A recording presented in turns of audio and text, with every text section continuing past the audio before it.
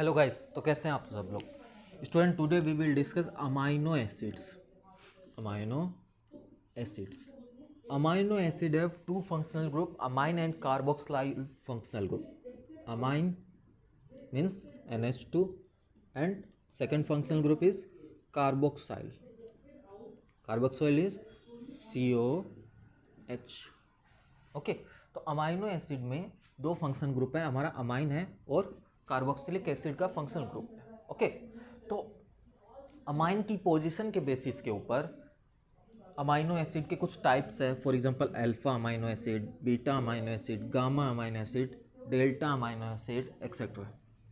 ठीक है, जैसे हमने ये हमारा COH फंक्शनल ग्रुप है।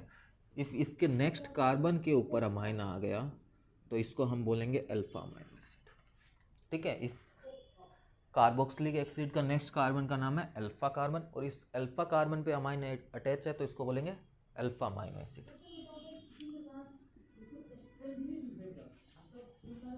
नेक्स्ट क्या है, इफ कार्बोक्सिलिक एसिड का नेक्स्ट का कनेक्टेड कार्बन है अल्फा, उससे कनेक्टेड कार्बन का नाम है बीटा। इफ बीटा के ऊपर अमाइन फंक्शनल ग्रुप अटैच है तो ये बीटा अमाइनो एसिड। इफ उसके भी नेक्स्ट कार्बन पे आएगा तो गामा का अमाइनो एसिड, उससे भी नेक्स्ट आएगा तो डेल्टा अमाइनो एसिड। तो आपको समझ आएगा alpha, beta, gamma, delta amino acid क्या है। बट एक इंटरेस्टिंग बात है, आप देखेंगे कि इफ आप प्रोटीन का हाइड्रोलाइसिस करें, प्रोटीन का क्या करें, हाइड्रोलाइसिस करें, तो आपको ऑलवेज अल्फा अमाइनो एसिड मिलेगा। कौन सा अमाइनो एसिड मिलेगा? अल्फा अमाइनो एसिड मिलेगा। हमारी बॉडी को भी जो भी अमाइनो एसिड की ज़रूरत होती है, मैक्सिमम जो भी सिंथेसाइज होते हैं वो कौन से होते हैं? Alpha amino acid. मतलब COH ग्रुप से कनेक्टेड कार्बन के ऊपर क्या होगा? अमाइन फंक्शनल ग्रुप होगा।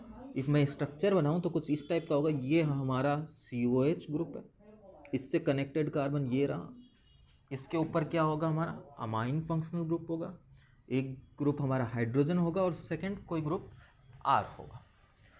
जैसे जैसे ये R वेरी करेगा, R हाइड्रोजन हो सकता है, CH3 हो सकता है या C2H5 हो सकता है, कुछ भी हो सकता है। और अमाइनो एसिड में कोई थर्ड फंक्शनल ग्रुप भी प्रेजेंट हो सकता है, बट दो फंक्शनल ग्रुप तो मस्ट है। कौन कौन सा? हमारा amine and carboxyl functional group.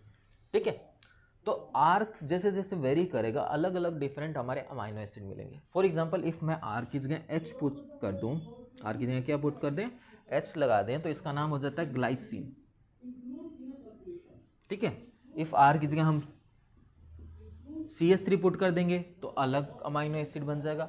Glycine ही एक ऐसा अमाइनो एसिड है जिसमें कायरल कार्बन प्रेजेंट नहीं है, क्योंकि यहाँ भी हाइड्रोजन हो जाएगा, यहाँ भी क्या हो जाएगा। अभी इसको देखिए, इस पे एक ग्रुप COH है, एक ग्रुप हाइड्रोजन है, एक ग्रुप R है और एक ग्रुप NH2 है। चारों डिफरेंट ग्रुप है, तो ये ऑप्टिकली एक्टिव होगा। बट ग्लाइसिन में R क्या हो गया? H हो गया। तो ग्लाइसिन ही एक ओनली एक ऐसा अमाइनो एसिड है जिसमें ये क्या है? ऑप्टिकली इनएक्टिव है।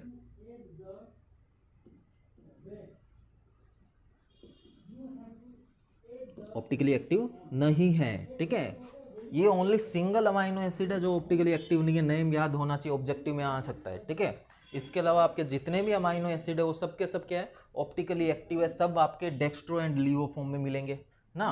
D एंड L कॉन्फ़िगरेशन होगा उसमें भी। बात समझे?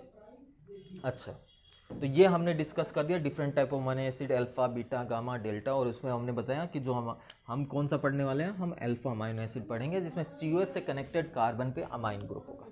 और इफ इस R की जगह हमारा हाइड्रोजन आ जाएगा, उसका नाम ग्लाइसिन है, वो ऑप्टिकली इनएक्टिव है। बाकी सारे अमाइनो एसिड ऑप्टिकली एक्टिव है। सारों में क्या मिलेगा हमको? कायरल कार्बन मिलेगा। ठीक है, सेकेंड इनके नेचर के बेसिस पे इनको क्लासीफाई किया गया अमाइनो एसिड्स को। अमाइनो एसिड आपके एसिडिक हो सकते हैं,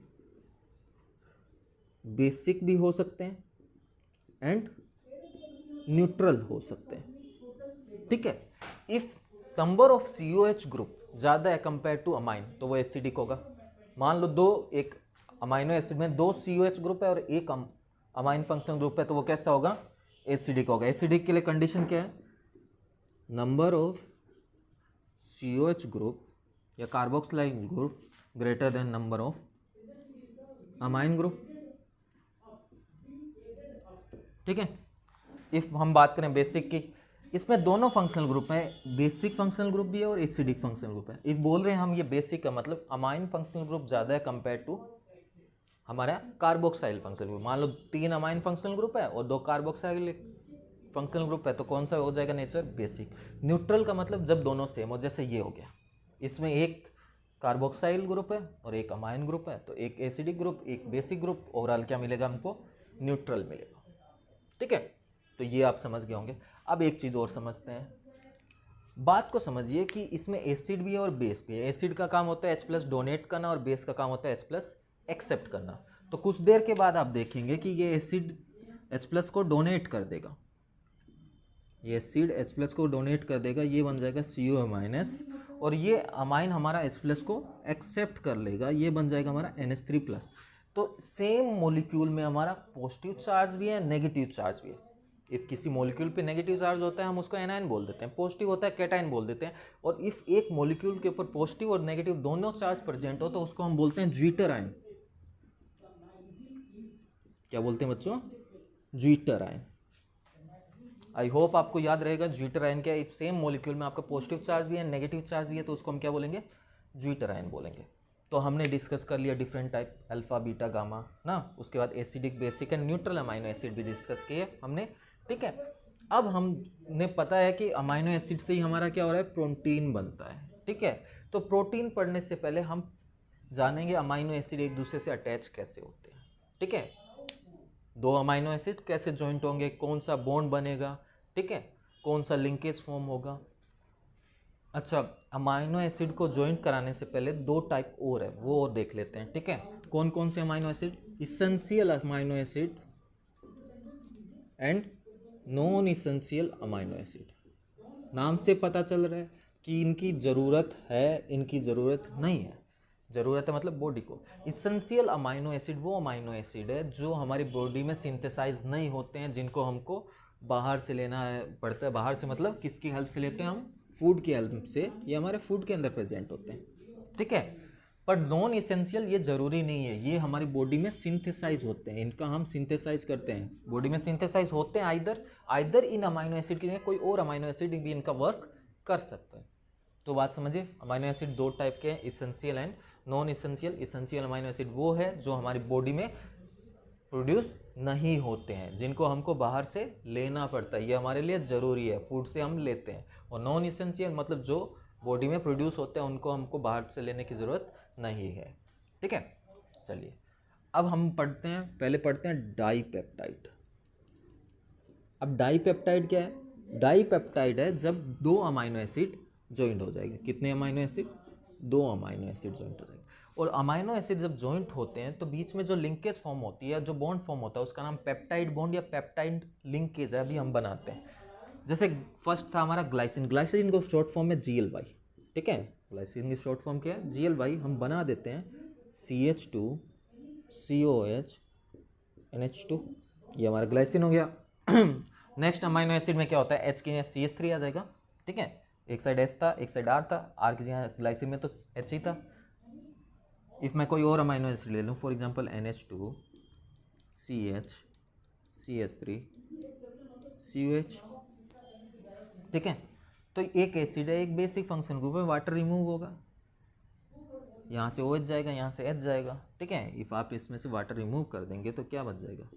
NH2 CH2, यहाँ आ गया C डबल बॉन्ड O, यहाँ बच गया एक H गया NH CH CH3 CH। तो ये लिंकेज आपको दिख रहा है बच्चों, इस लिंकेज का नाम है पेप्टाइड लिंकेज।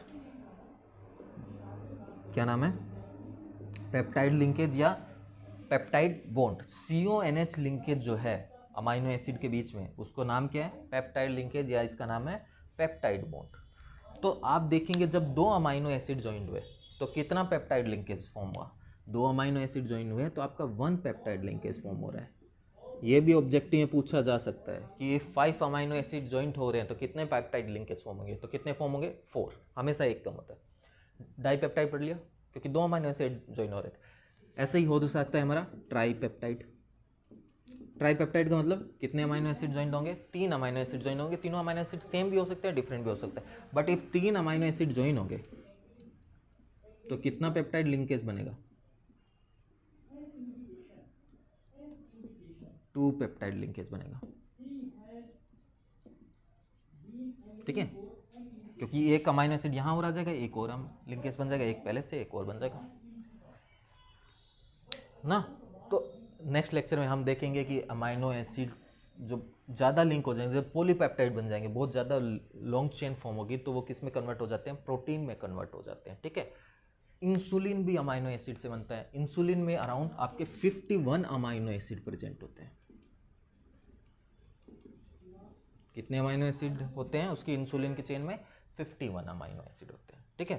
तो बच्चों आज के लिए बस इतना ही।